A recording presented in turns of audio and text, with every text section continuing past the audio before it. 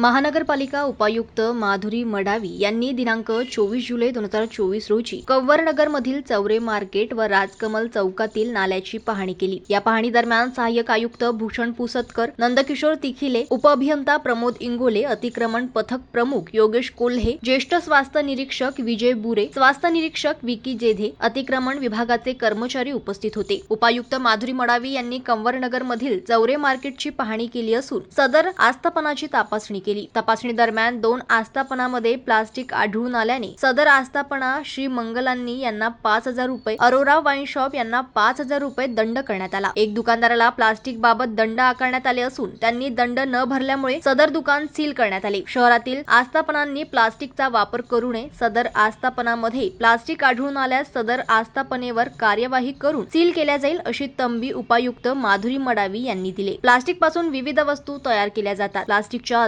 वापरामुळे पर्यावरणाला हानी होत असल्याचे समोर आल्यानंतर राज्य शासनाने प्लास्टिक पिशव्यांसह इतर वस्तू व थर्माकोलच्या वापरावर बंदी घातली आहे। महानगरपालिका प्रशासनाकडून या संदर्भात वेळोवेळी आवाहन केले जात असले तरी काही व्यावसायिक दुकानदार प्लास्टिक पिशव्यांचा वापर करीत असतात। अशा व्यावसायिकांच्या दुकानांची तसेच प्रतिष्ठानांची तपासणी करून संबंधितांवर कारवाई केल्या जात आहे।